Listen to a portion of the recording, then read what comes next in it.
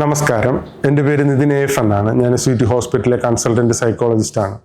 ഇന്ന് ഞാൻ നിങ്ങളോട് സംസാരിക്കാനായിട്ട് ആഗ്രഹിക്കുന്ന വിഷയം, ഇപ്പോൾ നമ്മുടെ കോൺവെർസേഷനിലെല്ലാം നമ്മുടെ നാട്ടിൽ നമ്മുടെ പല സ്ഥലങ്ങളിൽ നമ്മൾ മറ്റാൾക്കാരുമായിട്ട് കൂടിക്കാഴ്ചകൾ നടത്തുമ്പോൾ, സംസാരിക്കുമ്പോൾ, മീറ്റ് ചെയ്യുമ്പോൾ പല പ്ലാറ്റ്ഫോമുകൾ, പഠിക്കുന്ന സ്ഥലങ്ങളിലായിരിക്കാം, ജോലി ചെയ്യുന്ന സ്ഥലങ്ങളിലായിരിക്കാം, മറ്റ് സാമൂഹിക സ്ഥാപനങ്ങളിലായിരിക്കാം, എവിടെയാണെങ്കിലും സർവ്വസാധാരണമായിട്ട് ഉപയോഗിക്കുന്ന രണ്ട് വാക്കുകളാണ് ട്രോമയും ഡിപ്രഷനും.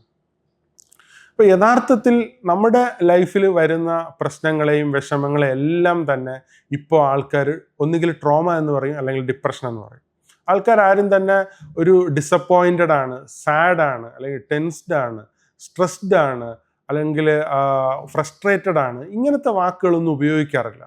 ഡിസപ്പോയിൻറ്റഡ് ആണെന്നൊക്കെ പറയുന്നത്, അല്ലെങ്കിൽ ഫ്രസ്ട്രേറ്റഡ് ആണെന്നൊക്കെ പറയുന്നത് എന്തോ ഒരു നെഗറ്റീവായിട്ടാണ് ആൾക്കാർ കാണുന്നത്. അതേസമയം ട്രോമ, ഡിപ്രഷൻ എന്നൊക്കെ പറയുന്നത് എന്തോ ഒരു വലിയ രീതിയിലുള്ള ഒരു ഹയർ ലെവലിലുള്ള സംഭവമായിട്ടാണ് പലരും വിലയിരുത്തുന്നത്. പക്ഷെ അത് അങ്ങനെ നമ്മൾ തെറ്റായിട്ട് അതിനെ കാറ്റഗറൈസ് ചെയ്ത് ഇവാലുവേറ്റ് ചെയ്ത് നമ്മുടെ ലൈഫിൽ ലേബൽ ചെയ്യുന്നത് ഒരിക്കലും യൂസ്ഫുൾ അല്ല എന്നുള്ളത് നമ്മൾ മനസ്സിലാക്കുക. ഇപ്പോൾ ട്രോമ എന്ന് പറയണമെങ്കിൽ തീർച്ചയായിട്ടും വളരെ ഹയർ ലെവലിലുള്ള വയലൻ്റ് ആയിട്ടുള്ള സിറ്റുവേഷൻസ്, അല്ലെങ്കിൽ നമ്മുടെ ലൈഫ് ത്രട്ടനിങ് ആവുന്ന സിറ്റുവേഷൻസിൽ ഡയറക്റ്റായിട്ട് എക്സ്പീരിയൻസ്ഡ് ആവുക, അല്ലെങ്കിൽ ത്രട്ടനിങ് ആയിട്ടുള്ള സാഹചര്യം ഉണ്ടാവുകയോ ചെയ്യുമ്പോഴാണ്, അല്ലെങ്കിൽ സെക്ഷലി അബ്യൂസിങ് ആയിട്ടുള്ള സിറ്റുവേഷൻസോ ത്രട്ടനിങ് ആയിട്ടുള്ള സാഹചര്യങ്ങളോ ഉണ്ടാവുമ്പോഴാണ് ആക്ച്വലി ഒരു ട്രോമാറ്റിക് ആയിട്ടുള്ള സിറ്റുവേഷൻ എന്ന് നമുക്ക് പറയാൻ പറ്റുക.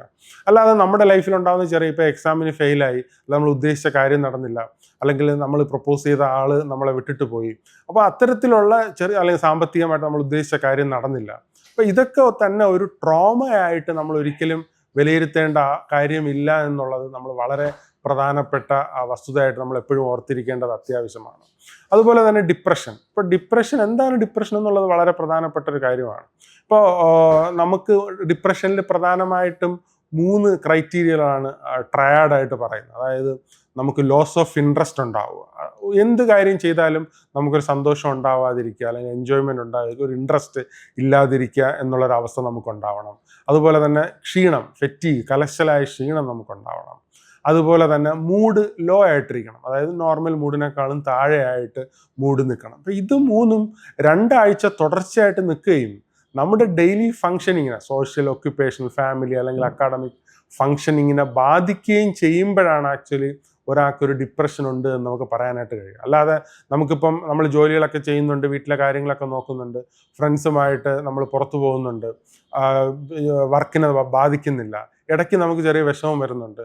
അപ്പോൾ അങ്ങനെയുള്ള കാര്യങ്ങളൊന്നും നമുക്കൊരിക്കലും ഒരു ഡിപ്രഷനായിട്ട് ക്ലാസിഫൈ ചെയ്യാൻ പറ്റില്ല എന്നുള്ള വസ്തുത നമ്മളെപ്പോഴും ഓർത്തിരിക്കുക. അപ്പോൾ ഡിപ്രഷൻ, ട്രോമ എന്ന് പറയുന്ന വാക്കുകളൊക്കെ തന്നെ ഒരു ഫാഷനബിളായിട്ട് കാണാതെ അതിൻ്റെ ആക്ച്വൽ മീനിങ് എന്താണെന്ന് മനസ്സിലാക്കി യൂസ് ചെയ്യുന്നത്, അതിന് കുറെ കൂടെ റിയലായിട്ട് അഡ്രസ്സ് ചെയ്യുന്നതിനും കുറെ കൂടെ ബെസ്റ്റായിട്ട് നമുക്കതിനെ ഫൈറ്റ് ചെയ്യുന്നതിന് സഹായിക്കുമെന്നുള്ളത് വളരെ പ്രധാനപ്പെട്ട ഒരു കാര്യമാണ്. നമ്മളെ ഫ്രസ്ട്രേറ്റഡ് ആയിട്ട്, ഡിസപ്പോയിൻറ്റഡ് ആയിട്ട്, സാഡായിട്ട് നമ്മുടെ ലൈഫിലെ പല സ്ട്രെസ്ഫുൾ സിറ്റുവേഷൻസും വരാനുള്ള സാധ്യത, അത് അങ്ങനെ തന്നെ കാണുക എന്നുള്ളത് വളരെ പ്രധാനപ്പെട്ട ഒരു കാര്യം. മറ്റുള്ളവരുടെ ഒരു ഇമോഷണൽ അപ്പീസ്മെൻറ്റിന് വേണ്ടിയിട്ട്, അല്ലെങ്കിൽ മറ്റുള്ളവർ നമ്മളെ ഒരു വിക്ടിമൈസ് ചെയ്ത് കാണണം, അല്ലെങ്കിൽ അതിനകത്തൊരു ലേൺഡ് ഹെൽപ്ലെസ്നെസ് എന്നുള്ളൊരു സാഹചര്യം ക്രിയേറ്റ് ചെയ്യാൻ വേണ്ടിയിട്ട് നമ്മൾ ഇത്തരത്തിലുള്ള വാക്കുകൾ മിസ്യൂസ് ചെയ്യുന്നത് ഒരിക്കലും ലോങ് ടൈം ആയിട്ട് ഗുണം ചെയ്യില്ല എന്നുള്ള വസ്തുത മനസ്സിലാക്കിയിരിക്കുക. അപ്പോൾ കുറെ കൂടെ നമ്മുടെ ലൈഫിനെ ഫൈറ്റ് ചെയ്തുകൊണ്ട് മുന്നോട്ട് പോകാൻ വേണ്ടിയിട്ട് മാനസികമായിട്ട് പ്രിപ്പയർ ചെയ്യുമ്പോൾ നമ്മുടെ ലൈഫ് കുറെ കൂടെ ബെസ്റ്റായിട്ട് ഇവോൾവ് ചെയ്ത് വരുമെന്ന് തന്നെയാണ് എനിക്ക് നിങ്ങളോട് പറയാനുള്ളത്. Thank you so much. All the best.